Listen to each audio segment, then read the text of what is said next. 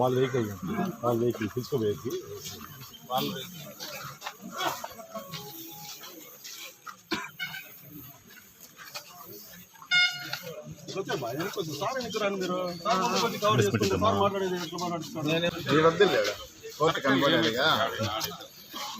YSR Congress party ex minister Jogi Ramesh garu BC నాయకులు ఆయనకు వచ్చిందను అక్రమంగా కల్తీ మద్యం కేసులు అరెస్ట్ చేయడం జరిగింది.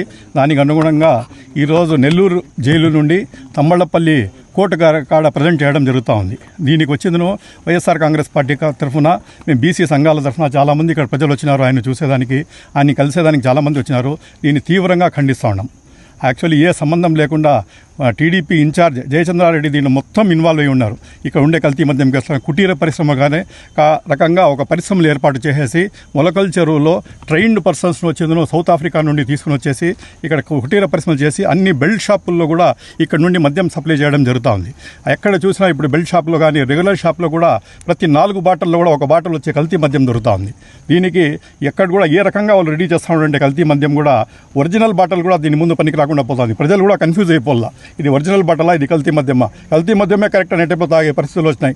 దాని రకంగా చాలామందికి వచ్చింది. ఇక్కడ హెల్త్ ఇష్యూస్ వస్తూ ఉన్నాయి. లివర్లు చెడిపోవడం, హార్ట్ అటాక్స్ రావడము, అన్ని రకాలుగా ఇది వస్తూ ఉంది.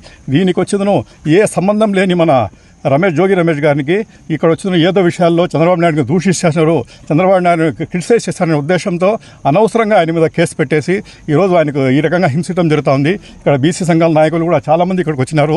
చాలామంది నిరసన వ్యక్తం చేస్తున్నారు. దీనికి ప్రజలు కూడా చాలామంది ఇక్కడ వచ్చి జమ అయినారు. మీరు యాక్చువల్గా నేను చెప్తా ఉండేది ఒకటే, మీకు ఒకవేళ దమ్ము ధైర్యం ఉంటే, ఒకవేళ ఆయన ఇన్వాల్వ్మెంట్ ఉంటే ఈ సిట్ ఎంక్వైరీని తీసేసి సిబిఐ ఎంక్వైరీ పెట్టించండి. మీరు సిబిఐ ఎంక్వైరీ పెట్టిస్తే కరెక్ట్ అయిన దోషులు బయటకు వస్తారు. ఎందుకు మీరు అంత భయపడుతున్నారు? సిబిఐ ఎంక్వైరీ చేపిస్తే ఎక్కడ మీ నిజస్వరూపం బయట వస్తుందని చెప్పి దీనికి పెండింగ్ పెడుతున్నారా? ఖచ్చితంగా మీరు ప్రజలకు ఇది తేల్చే అవసరం ఉంది. మీరు ఖచ్చితంగా సిబిఐ ఎంక్వైరీ పెట్టించండి. నిజంగానే ఎవరు దోషులు ఉండారో అందరూ తెరపైకి వస్తారు.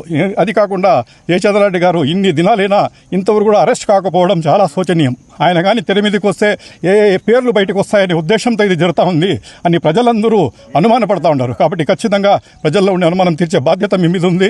ఖచ్చితంగా ఈరోజు ఆయన ఏ రకంగా ఆయనకి నిర్దోషిని అరెస్ట్ చేసినారో ఖచ్చితంగా కోర్టు మీద మాకు పూర్తి నమ్మకం ఉంది, దేవుని మీద మాకు పూర్తి నమ్మకం ఉంది. జోగి రమేష్ గారు కడిగిన ముత్యంలా బయటకు వస్తారు. ఖచ్చితంగా ఎవరెవరు దీని మీద ఉన్నారో వాళ్ళందరూ బయటకు వస్తారు.